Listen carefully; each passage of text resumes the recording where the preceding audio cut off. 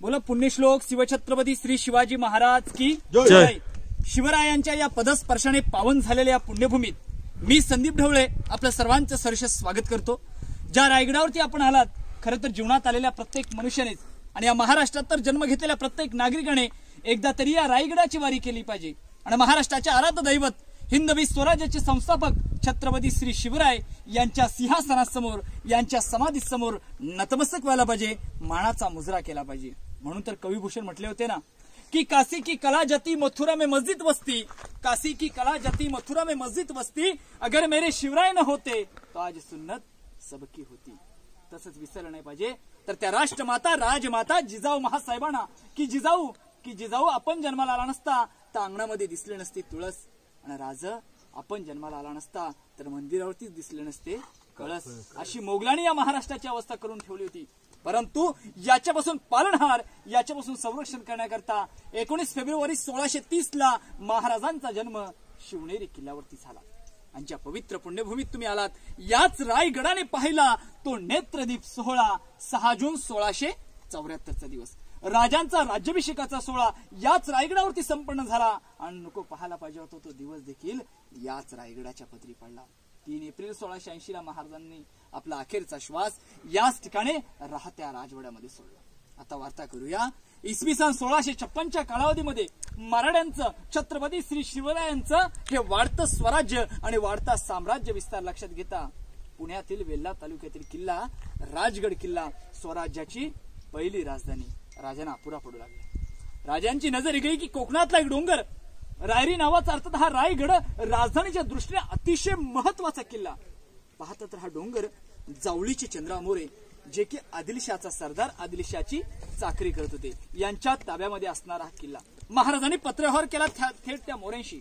मोरे, तुम्ही आमच्या या स्वराज्यात येऊन सामील व्हा, आपण एकत्र येऊन हा राजकारभार करू, या स्वराज्याचा साम्राज्य विस्तार करू. पण मोरे फार उर्मट. महाराजांना पत्राचा उलट जबाब देण्यात आला की स्वतःच राजे म्हणून घेणारे आपण कोण? जावळी प्रांताचे खरे राजे आम्हीच आहोत. याल जावळी तर जाल गवळी, अन्यथा दारूचा तोफखाना तुमच्यासाठी सज्ज. म्हणजे मोऱ्याने महाराजांना युद्धाचं चॅलेंज दिलं, युद्धाचं आव्हान दिलं. मग काय, 15 मे 1656 ला अवघ्या 150 मावळ्यांनी या रायगडावर आक्रमण केलं. जावळीच्या चंद्रराव मोरेंचे भाऊ हनुमंतराव मोरे यांचा वध झाला आणि घाबरलेल्या जावळीच्या चंद्रराव मोरेंना आपला मृत्यू समोर दिसून आला. महाराजांसमोर शरण आले, पण महाराजांच्या दरबारचा नियम असे की शरण आलेला मरण नाही. गड खऱ्या अर्थाने मराठ्यांच्या, खऱ्या अर्थाने शिवरायांच्या ताब्यात आला. महाराज रायगडाला भेट देण्याकरता रायगडाच्या पायथ्याशी आले, जिथून आपण आज सुरुवात केली त्या चित्त दरवाजाशी. महाराजांनी रायगड पाहिला. रायगडाने राजांना पाहता क्षणी रायगडाबद्दल काही उद्गारवाचक शब्द महाराजांच्या तोंडून बाहेर पडले. बखरकाराने बकरीमध्ये नोंद करून ठेवले. ते उद्गारवाचक शब्द असेत की राजा खास येता गड पाहता, गड बहुत चकोट, चौथरपा दगडांचे कडे, ताशिल्याप्रमाणे गाव दीडगाव उंच, पर्जन्यकाली कड्याला गवत रुचत, दोंडा ताशी वेकच आहे. दौलतबाद, अहो दौलतबाद हा पृथ्वीवरचा चकोडगड खरा, परंतु तो उंचीने थोडका. दौलतबाद पेक्षा रायरी 10 गुणी उंच. ऐसे देखून राजे संतुष्ट झाले आणि बोलिले, तख्तासी जागा हाच गड खरा. तख्त म्हणजे सिंहासन. सिंहासन म्हटलं राजधानीसाठी महाराजांनी रायगडाची निवड करण्यात आली. विचार करण्यामागची एवढीच गोष्ट की महाराजांनी रायगडच का राजधानीसाठी निवडला. आणि गडकिल्ले होते महाराजांसमोर, मग एवढ्या दुर्गम भागातील या रायगडाला राजधानीसाठी निवडण्याचं कारण काय? रायगड खऱ्या अर्थाने कोकणामध्ये वसलेला किल्ला. कोकणामध्ये वसला असलेला दर्या किनाऱ्याला जवळ समुद्रावर नियंत्रण ठेवण्यात येतं. रायगडाला एक भौगोलिक स्थान प्राप्त झाले की या रायगडाला चारी बाजूने सह्याद्रीच्या रांगणे वेढलेल्या आहे. पण आश्चर्याची गोष्ट अशी की कुठली सह्याद्रीची रांग रायगडाला अटॅच झालेली नाही, टच झाले. शिवाय पावसाळ्यामध्ये काळ, सावित्री, गांधारी या 3 नद्यांनी रायगडाला वेढलेल्या आहे. जणू सह्याद्रीने संरक्षणच दिलेलं आहे. सर्वात महत्वाची गोष्ट म्हणजे गडाला येण्याचा एकच मार्ग. ही अनेक सुरक्षाच्या दृष्टीने महत्वाची कारण ठरलीत, म्हणून महाराजांनी रायगड राजधानीसाठी निवडला. या रायगडाची समुद्र सपाटीपासूनची उंची 2851 फूट आहे, जे की पायथ्यापासून वरती आला तुम्ही 1350 फूट 870 मीटर ते आपण रायगडाला काही शिवभक्त ते पूर्णतः प्रदक्षिणा मारतात. ही पूर्ण प्रदक्षिणा 16 किलोमीटरची पूर्ण प्रदक्षिणा आहे. रायगड वरती पसरलेला 1200 एकर मध्ये पसरलेला आहे. 100 एकर मध्ये फक्त इमारती बसवण्यात. पायी चढून आलात 1460 पायऱ्या, 3.5 किलोमीटरचं अंतर, 2 तास लागतात जेमतेम वरती येण्याकरता. 96 साली झालेला प्रकल्प पुण्यातील जोग कंपनीच्या सहाय्याने 4 मिनिटांमध्ये येतं. काही तांत्रिक कारणास्तव रोपवे सेवा आता बंद पाहायला मिळते आपल्याला. आता आपण ज्या ठिकाणाहून सुरुवात करणार आहोत तो सुरुवातीचाच आहे गंगासागर तलाव. महाराजांचा राज्याभिषेक हा पंडितवान गागा भट्टाने केला होता. गागा भट्ट पंडित यात्रेवाले होते, काशी यात्रेवाले होते. येते वेळी 7 नद्यांचं पाणी आलं. महाराजांना पियाल दिला, अभिषेक घातला आणि उर्वरित ते पवित्र पाणी या तलावामध्ये सोडलं गेलं म्हणून याचं नाव गंगासागर. मग कविभूषण काय म्हणतात की गंगा यमुना नर्मदा, गंगा यमुना नर्मदा यांच्या आल्या साऱ्या बहिणी, आंधले सप्तसमुद्राचे पाणी, जलहे झाले तीर्थांचे घर, नाव तयाचे गंगासागर, नाव तयाचे गंगासागर. हे गंगासागर तलाव काठापासून खाली 35 फूट खोल आहे. रायगडावर येणाऱ्या असंख्य शिवभक्तांनी याच तलावाचा पाण्याचा पुरवठा केला जातो. आता इथून पुढे आपण एक एक स्पॉटची माहिती घेत पुढे जाणार आहोत. बोला पुण्यश्लोक शिवछत्रपती श्री शिवाजी महाराज की जय. त्यापासून पालखीने गडावरती यायची आणि ही पालखी जर का चित्त दरवाजातून निघालेली आहे तर ती फक्त गडावरती 2 मिनिटाच्या आत समजली जायची. चित्त दरवाजापासून वरती आलात तुम्ही, एक बुरुज लागला, खूप लढा बुरुज, शब्दातच खूप लढा बुरुज. त्या बुरुजावरून महासाहेब जिजाऊंचा वाड्यावरती निगराणी केली जात होती त्या बुरुजावर. दुसरं म्हणजे महाराज चित्त दरवाजापासून पालखीमध्ये बसले का तो इशारा समोरच्या टकमोटोकावरती केला जात होता. आपल्याला टकमोटोक दिसत नाही आणि त्या टकमोटोकावरचा पहारे करायला समजायचं की महाराज आलेत. तो इशारा राजवाड्यामध्ये देत होता. सर्वीकडे अगोदर समजत जात होते की महाराज पायथ्याशी आहेत. आणि तिथून ती पालखी महादरवाजेत येऊन थांबायची. महादरवाजाची रचना ही पाहिली तुम्ही गोमुख आणि नागमोडी वलनाची. तोफेंचा जर का मारा केला, दरवाजाच दिसत नाही सहजासहजी तर कुठं आहे तो, पण जर का तोफेंचा मारा केला तर तोफ अशी वाकडी तिकडी होऊन जाते का? कधी नाही. ती समोरच्या भिंतीवरती आदळणार आणि भिंतीवरती ते दरवाजावरती आदलू शकत नाही. त्यामुळे ते संरक्षण. दुसरं झालं, हत्तीला जर का आणले वरती दरवाजाला टक्कर देण्यासाठी. तुम्ही म्हणणार आमची येताना दमचक झाली तर हत्ती काय येऊ शकतो, पण त्यातूनही महाराजांची दूरदृष्टी होती. जर का हत्ती गडावरती आले तर मग तिथल्या त्या पायऱ्या बघा, दरवाजाच्या कधी पण पायऱ्या बघा उंच बघा, स्टार्टिंगच्या पायऱ्या उंच, हत्तीला स्पीड घेता येणार नाही. परत महाराजांनी अजून दूरदृष्टी केली. हे झालं. त्यातूनही जर का कुणी हत्ती आणला, त्या दरवाजाच्या तिथल्या पायऱ्या बघाल ना पूर्ण खडकात कोरीव आहेत. म्हणजे त्यांना ग्रीप प्रकारच नाही. त्यांना कसा ग्रीप प्रकार आहे तसं त्यांना ग्रीप प्रकार नाही. का तर वरून तेल सोडायचं पायऱ्यांवरती. तेल सोडल्यानंतर तिथं कुणाला ग्रीपच भेटणार नाही, सर्व खालीच पडणार, सर्व खालीच पडणार. त्यातूनही परत दूरदृष्टी केलेली आहे.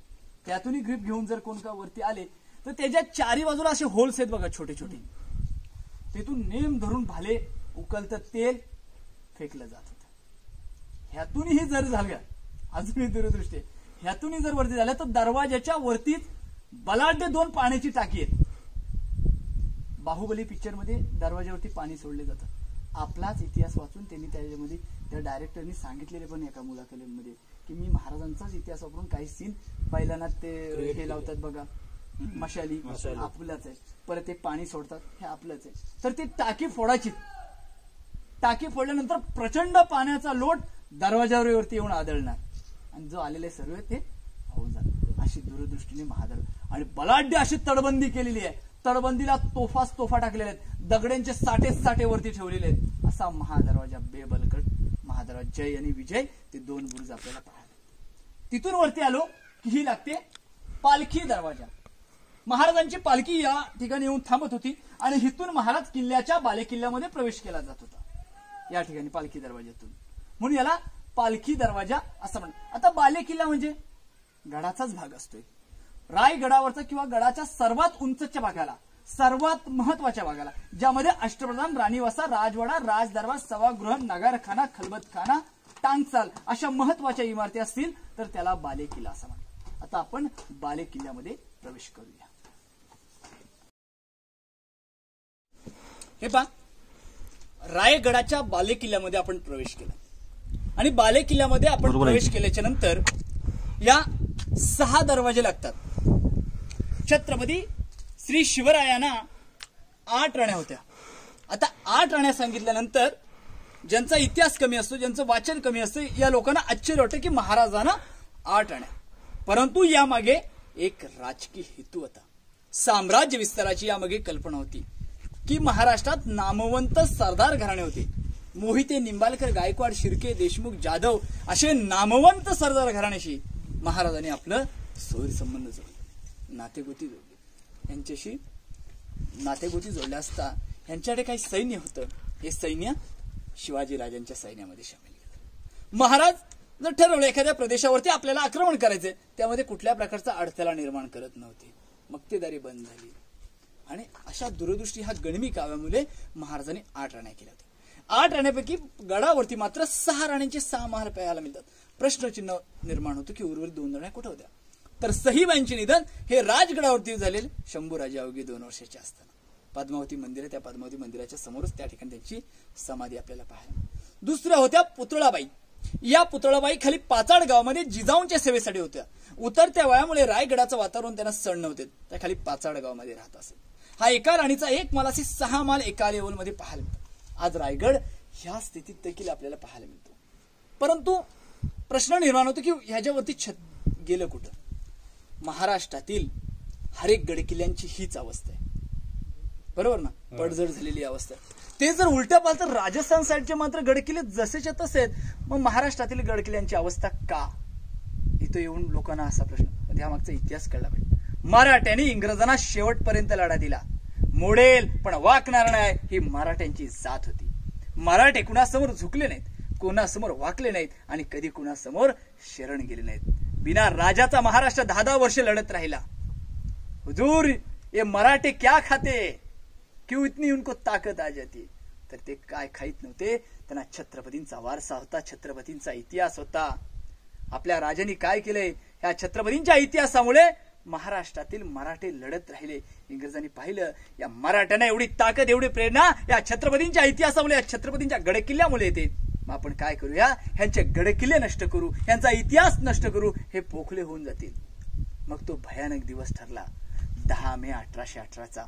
इंग्रजांचे 2 अधिकारी कर्नल प्रॉथर मेजर हॉल यांनी रायगडावरती अटॅक केला. हा अटॅक इतका भीषण ठरला की रायगड 11 दिवस जळत होता. जे काही सागवानी लाकडाचं छत आणि उतरते नळीची कोळ ती पूर्णतः जळून गेले. सध्या रायगड हा आर्किओलॉजिकल डिपार्टमेंट ऑफ इंडिया भारतीय पुरातत्व विभागाच्या ताब्यामध्ये केलाय. रायगड पाहत असताना येणाऱ्या प्रत्येक शिवभक्ताला आम्ही रायगड गाईड संघटना किंवा स्थानिक इथल्या रोजगार यांच्याकडून विनंती करतो की रायगड पाहत असताना मनामध्ये हा भाव ठेवा की आपण कुठल्या पिकनिक पॉइंटवरती आलो नाही.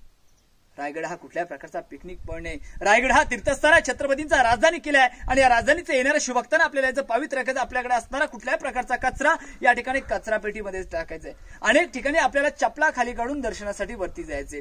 आता एक एक स्पॉटची माहिती घेत पुढे जाऊया. या राणी महाराज.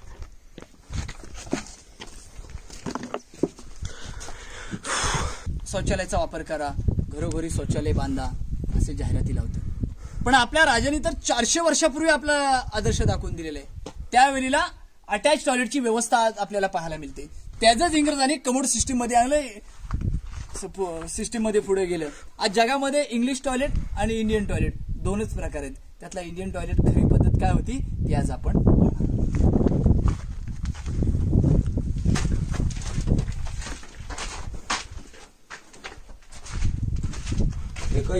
संरक्षण भिंत आहे, ही संरक्षण भिंत आहे आणि आतमधली ही त्यांची रचना आहे. आपल्याला दिवाणी खास पाहायला मिळतो आणि त्यांचा बेडरूम पाहायला मिळतो आणि बाजूचा कोट म्हणतो आपण. त्याला राणी महालाच्या समोरच अष्टप्रधानांचे निवासस्थाने आपल्याला पाहायला मिळते. मिनिस्टर ऑफ पॅलेस पाहायला मिळतात.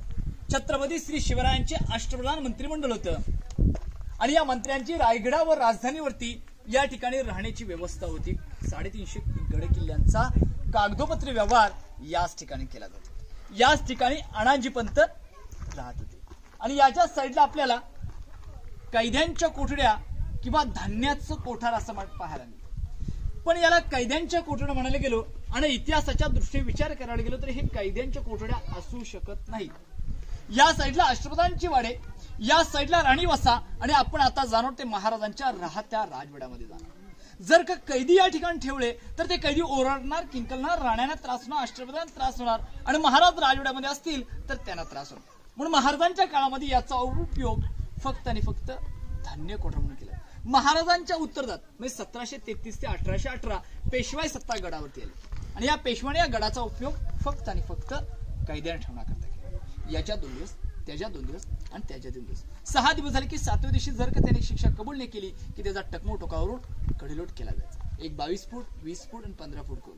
अख्ख्या स्वराज्याचं धान्याचं कोठार कोल्हापूरमध्ये किल्ला पन्हाला, याच्यावरती गंगा, यमुना, नर्मदा जर आपल्याला पाहायला मिळतात तर त्या ठिकाणी आपल्याला ते काही धान्याचं कोठार पाहायला मिळतात असं त्याप्रमाणे. आणि रायगडासाठी या ठिकाणी इमर्जन्सी म्हणजे अतिप्रसंगाच्या वेळेला हा धान्याचा साठा आपल्याला या ठिकाणी पाहावयास मिळतो. आणि आता समोरचा जो चौथरा आपल्याला पाहायला मिळतो हा दासी वाटा आहे, नोकर चाकर राहण्याची जागा. प्रत्येक दासीचे नोकर चाकर हे त्यांच्या समोर राहत होते पूर्णतः. आता आपण महाराजांच्या राहत्या राजवाड्यामध्ये प्रवेश करणार. रायगडाच्या सर्वात पवित्र ठिकाणी आपण आलो. या भिंतीपासून ते त्या भिंतीपर्यंत हा संपूर्णतः छत्रपती श्री शिवरायांचा राहता राजवाडा. आणि याच राजवाड्याने पाहिला तो 3 एप्रिल 1680 दिवस महाराष्ट्राचा सूर्य मावळला, महाराष्ट्र पोरका झाला. महाराजांनी आपला अखेरचा श्वास याच ठिकाणी याच चौथऱ्यावरती सोडला. याच दरवाजाचा उंबरठा हिरोजी फर्जताने ओलांडला आणि महाराजांच्या तोंडून आखरी शब्द जगदंब जगदंब शंभूबाल याच ठिकाणी बाहेर पडले. अहो नक्कीच त्या हिरोजी फर्जताना वाटलं असणार की ज्याप्रमाणे आग्र्याहून सुटका होत असताना मी माझ्या राजांच्या जागी झोपलो होतो आणि आज देखील मी माझ्या राजांच्याच जागी पाहिजे, पण तसं नाही झालं. 3 एप्रिल 1680 महाराजांनी आपला अखेरचा श्वास याच ठिकाणी याच चौथऱ्यावरती पाहायला मिळतो. पण महाराजांच्या निधनाबद्दल आपल्या इतिहासामध्ये 2 तर्क चालले. एक तर गुडघा रोग आणि दुसरं म्हणजे विषप्रयोग झाला असावा असा देखील काही जणांचा दावा आहे. परंतु आजपर्यंत कुठल्याही गोष्टीमध्ये आपल्याला क्लिअर समजलं नाही की नक्की कोणत्या कारणाने महाराजांचं निधन झालं असलं. हा दुमजली इमारतीचा राहता राजवाडा. पण या राजवाड्याची परिस्थिती लक्षात घेता कवी केशव सुतांची 4 ओळीची कविता आपल्याला राजवाड्याविषयी मिळते चुलते पा की अनाम विराजिते झाला तुझा जीवनांतर, अरे स्तंभ तेथे ना कोणी बांधिला, ना पेटली ना वात, या धगधगत्या या स्वराज्या या सम्राज्याकाठी प्रणाम माझा, तुला मृत्यूजन्य वीरा, तुला मृत्यूजन्य वीरा. आपण काय म्हणू शकतो की रायगडावर खडे पसरले शिवरायांच्या पायी, तीच माणिक मोती दुसरी धनदौलत नाही. बोला पुण्य श्लोक शिवछत्रपती श्री शिवाजी महाराज की जय. नव्हती पाईपलाईन बघा कशी नाही बघा, तांब्याची पाईपलाईन पूर्ण त्यावेळी. हो तांब्याची पाईपलाईन.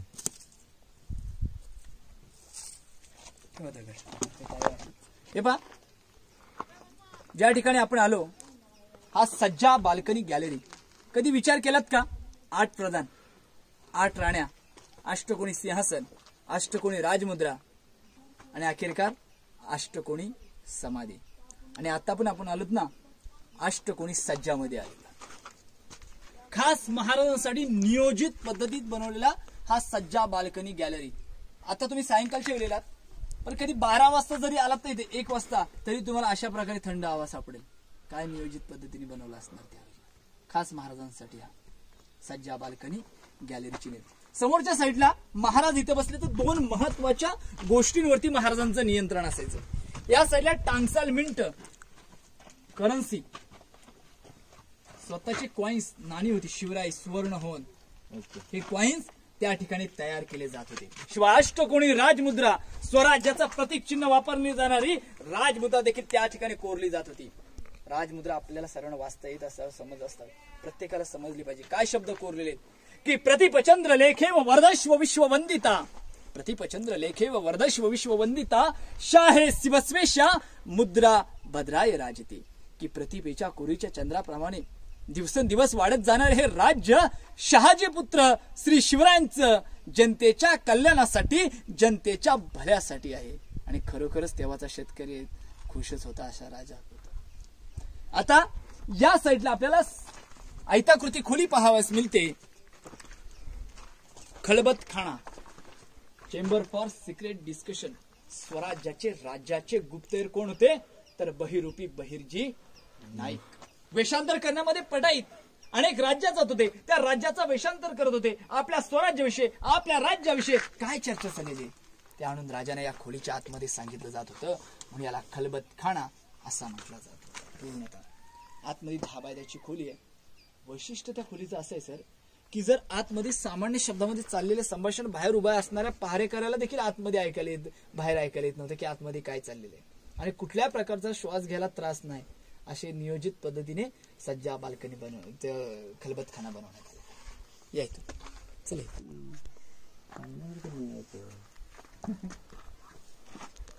म्हणजे खालच्या साईडला 10 बाय 10ची खोली आहे. हो, एकदम चांगली 10-12 माणसं बसतील, महाराज बसणार, सामान्य शब्दात संभाषण चाललंय, काहीच वरती ऐकायला येत नाही. इथं पण येणार नाही. खालच्या खाली काय बोललेले वर ऐकायला येणार नाही.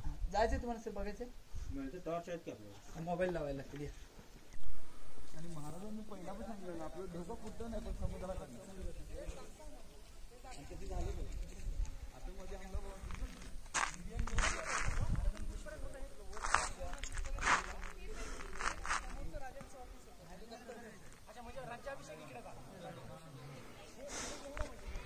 रायगडाच्या सर्वात पवित्र ठिकाणी आपण आलो, जो की प्रशस्त राजदरबार सभागृह. याच ठिकाणी हिंदवी स्वराज्याची स्थापना झाली. याच ठिकाणी महाराज शिवछत्रपती झाले, सिंहासनाधीश्वर झाले आणि मराठ्यांचे राजे आपल्या सिंहासनावरती आरूढ याच ठिकाणी झाले. याच ठिकाणी महाराजांचं सुवर्णजडित सिंहासन होतं, 32 मन सोन्याचं सुवर्णजडित सिंहासन. 1 मन म्हटलं तर 40 किलो, असं 1280 किलोचं सोन्याचं सिंहासन. राजांच्या उत्तरदार, शंभूराजांच्या उत्तरदार 1689 काळात औरंगजेबाचा सरदार जुल्फिकार खान आणि रायगडाला आजगरी वेढा दिला, आणि आजगरी वेड्यामध्ये 3 महिन्यांमध्ये हे सिंहासन घणाने फोडून घेऊन गेला. याची प्रकृती येणाऱ्या शिवभक्तांना कळवून 1985 साली भारताचे 7वे राष्ट्रपती ज्ञानजल सिंग यांच्या हस्ते या सिंहासनाची उभारणी करण्यात आली. त्यावेळेस या ठिकाणी एक मूर्तीची देखील स्थापना करण्यात आली होती. काही कारणास्तव मूर्तीमध्ये काही चुका आढळून आल्या, म्हणून मूर्ती समोरच्या होळीच्या माळावरती बसवण्यात. मग या ठिकाणी मूर्ती नव्हती. अनेक यातना निवेदने कोल्हापूरचे युवराज छत्रपती संभाजीराजांपर्यंत पोहोचू लागली. अखेरकार 6 जून 2009 ला 600 किलो पंचधातूची मूर्ती या ठिकाणी अर्पण करण्यात आली. या ठिकाणी लाखो शिवभक्त कोल्हापूरचे येऊन या ठिकाणी महाराजांची ही मूर्तीची स्थापना या ठिकाणी करण्यात आली. याच ठिकाणी शिवरायांच्या राज्याभिषेकाचा सोहळा संपन्न झाला. आज आपण शाळा महाविद्यालयामध्ये किंवा आपल्या घरी आपण राज्याभिषेकाचं छायाचित्र पाहतो. नसल तर आवर्जून बसून घ्या. महाभारत घडवण्यापेक्षा आपल्याला राज्याभिषेक घडवणं अतिशय महत्वाचं आहे. राज्याभिषेकाचं छायाचित्र असणं अतिशय महत्वाचं आहे. ते आपल्या कल्पनेसमोर, आपल्या नजरेसमोर ना की हाच तो दरबार पूर्णतः नटवला होता, थटवला होता, पैठणी कापडाचे पडदे पांगवले, त्या मशाली पेटल्या होत्या, आणि या मशालीच्या उजेडात 6000 मंडळींची दरबारामध्ये उपस्थिती होती. मावळ्याने भगवे पेठे परिधान केले होते, कबरेला शाली गुंडाळल्या होत्या, आणि आपल्या पिलदार मिशांना पिल देत आतुरतेने वाट पाहत होते की आज माझ्या राजांचा या ठिकाणी राज्याभिषेक होणार आहे. अखेरकार तो दिवस उजळला. 6 जून 1674चा तो दिवस. रायगडावरती सकाळी 5:30 वाजल्यापासून सनई चौघडे नगारे तुतारे वाजू लागले होते, कारण की आज माझ्या राजांचा राज्याभिषेक होणार आहे. महाराज सकाळी 5:30 वाजता जगदीश्वराच्या अभिषेकासाठी निघाले. साक्षात शिवशंकराचे अवतार शिवभक्त जगदीश्वराचा अभिषेक आटोपला. गडदैवता शिरकाई मातेला महाराजांनी वंदन केलं, आणि महाराजांची ती अंबारीमधून मिरवणूक या नगरखान्यापाशी आली. महाराज अंबारीमधून खाली उतरले. 7 सुवासिनीने महाराजांची ओवाळणी केली. महाराजांनी ओवाळणी स्वीकारली, आणि राजाने आपली पावलं दरबारामध्ये पडताच हा दोन्ही साईडला भरलेला, तुडुंब भरलेला दरबार उठून उभा राहिला, आणि हिंदवी स्वराज्याच्या राजाला मानाचा मुजरा करण्यात येतो. महाराजांनी मुजरा स्वीकारला, आणि महाराजांची पावलं या सिंहासनाकडे निघालेली. हातामध्ये तलवार आहे, गळ्यामध्ये कवड्यांच्या माळा आहेत, डोक्यावरती जिरटोप आहे, कपाळी चंद्रकोर आहे, आणि काळामध्ये भाळ्या आहेत. या रूपदार देखण्याने महाराजांचा प्रवेश या सिंहासनाच्या पायऱ्याशी येऊन थांबतो. महाराज सिंहासनाची पहिली पायरी चढले. नजर त्या 32 मणाच्या सुवर्णजडित सिंहासनावरती पडली. नजर या भरलेल्या रयतेवरती पडली. नजर त्या तानाजी मालुसरेंच्या विधवा पत्नीवरती पडली. त्या सिंहासनाची पहिली पायरी चढत असताना तानाजी मालुसरेंची आठवण होते. आधी लगीन कोंढाण्याचं, मगच माझ्या रायबाचं, असा म्हणणारा माझा बालपणीचा जीवाभावाचा सवंगडीत ताणा या ठिकाणी राजांना दिसत नव्हता. सिंहासनाची दुसरी पायरी चढत असताना बाजी प्रभूंची आठवण होते. राज, अहो लाख मेले तरी चालतील हो, पण लाखाचा पोशिंदा जगलाच पाहिजे. तिसरी पायरी चढत असताना नेसरीच्या खिंडीमध्ये मारला गेला माझा प्रतापराव गुजर. वेढात मराठी वीर दौडले 7 मुरारबाजी. या स्वराज्याच्या स्थापनेसाठी ज्याने आपल्या प्राणाचं बलिदान दिलं होतं त्यातला एकही मावळा एकही सरदार राजांना दिसत नव्हता. अंतःकरण भरून आलं होतं राजांचं. काय परिस्थिती राजांवरती निर्माण झाली असणार त्यावेळी. आणि उदर अंतःकरणे राजे सिंहासनाकडे निघाले. बालमभट पुढे येतात. बालमभटाने राजाच्या हातामध्ये विष्णूची मूर्ती दिली. विष्णू अवघ्या जगाचे पालनहार. राजा या ठिकाणी हिंदवी स्वराज्याचे पालनहार होणार होते. गागा भट्टांनी महाराजांवरती छत्र धरलं. महाराज शिवछत्रपती म्हणून घोषित झाले. राजाने उजवा गुडघा त्या सिंहासनावरती टेकवला. गागा भट्टाने 7 नद्यांचा अभिषेक केला. मोरपंतांनी राजांवरती सुवर्ण होणाचा अभिषेक केला. आज एक सुवर्ण होणाची किंमत 15 लाख रुपये. या सुवर्ण होणाचा राजांवरती अभिषेक करण्यात आला. महादरवाजा जो आपण पाहिला, या महादरवाज्यावरती 21 तोफांची इशारे देण्यात आले आणि महाराज सिंहासनावरती आरूढ झाले. या ठिकाणी जुल्फुकदार बाहेर आला आणि ललकारी दिली. लास्टला जय म्हणून आपला ग्रुप छोटा आहे.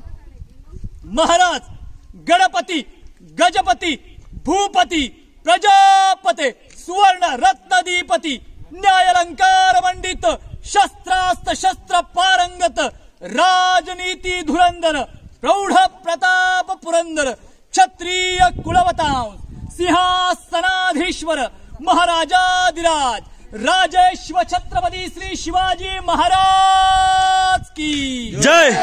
हर हर महादेव. झाली आणि राज्याभिषेकाचा सोहळा मोठ्या थाटामाटामध्ये या ठिकाणी संपन्न झाला. त्या छायाचित्रामध्ये आपल्याला इंग्रज वकील दिसतो. काऊके आपल्या त्याला पहिला इंग्रज जो मराठी राजा समोर झुकला, वाकला, मानाचा मुजरा केला. झुकल्या वाकल्या गर्विष्ठ मना या शिवमंदिरी. हा शिवमंदिर होतं त्यावेळेस. आणि त्यांनी आपल्या राज्याभिषेकाचं वर्णन केलं की कशा प्रकारे हा राज्याभिषेकाचा सोहळा झाला. आणि त्यांनी इंग्रजांना डेली बुक लिहिण्याची सवय असते पहा. आणि या डेली बुक मध्ये त्यांनी या राज्याभिषेकाचं वर्णन केलं. आणि ते डेली बुक पुढे बॉम्बे बुक्स ऑफ डगलस हे पुस्तक प्रकाशित झालं. आणि पान नंबर 53 वरती घटना लिहिली की रायगडावरती मी पायी चढून गेलो. माझी फार मोठी दमछाक झाली. पण मला आश्चर्याचा धसका बसला की शिवाजी राजाने बलाढ्य देहाचे हत्ती गडावरती आणले गेले होते आणि ती मिरवणूक झाली हत्तींवरती महाराजांनी. महाराज फार दूरदृष्टीचे राजे. राजांनी काय केलं होतं बरं का, हत्तींची पिलं पालखीमध्ये गडावरती आणली, पालनपोषण केलं आणि मोठे करून त्यांचा राज्याभिषेकासाठी संभाळ करण्यात आला होता. याला म्हणतात दूरदृष्टी, याला म्हणतात गणिमिका. ही पायरी ओलांडताना 10 वेळा विचार करून ओलांडायचे की मी आतमध्ये कुणीकडे चाललोय. ही स्वराज्याची पायरी अशी अखंड होती. ही पूर्णच आहे ती. म्हणजे अशी अखंड होती. हो. आता राज्याभिषेकाला तिला हे करतात. ती वरची सर वरची ही. अच्छा हा ही पाहिजे. ही स्वराज्याची पायरी. आपल्या कोल्हापूरची राज्याभिषेकाच्या टायमाला कोणीच आतमध्ये चप्पल घालून जात नाही कधीच. हे पूर्ण शिवमंदिर म्हणतात. आपण महाराष्ट्रात सर्वात उंच ठिकाणी तिरंगा फडकतो. इथं कलेक्टर प्रांत तहसीलदार यांच्या हस्ते फक्त, पॉलिटिशियन नाही.